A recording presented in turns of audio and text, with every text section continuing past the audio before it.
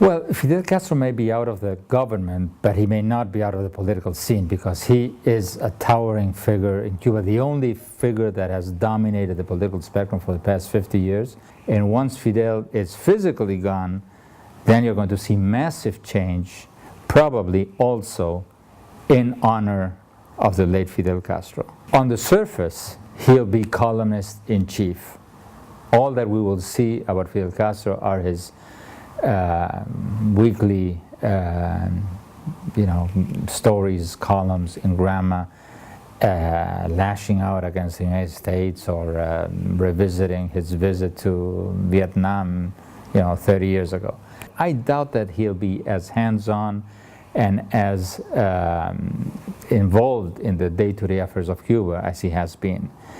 He'll more likely have sort of a moral veto power. In other words, most likely the government is going to continue doing its own things, probably changing course, moving towards the market, probably not to human rights and political opening in the near future, but changing, modernizing, opening up the economy. Most likely the new leader will be able to sort of do things, but not in any way that will overshadow the big towering figure that Fidel is. In other words, you won't see anybody's picture in public offices in Cuba as long as Fidel is alive.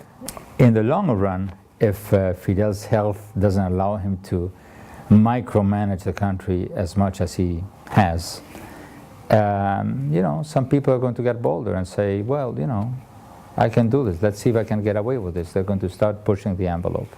People in every country in the world want change every so often. And in Cuba, after 50 years, the minute you open the doors of freedom a little bit, you're going to have a huge demand for change. That's the reason why the government has not allowed one single iota of a political opening, because they know that Cuba is a country with normal people, with people with the same desires and people with the same problems and people with the same frustrations like anywhere else. And after 50 years of one thing, they're going to want to try something else.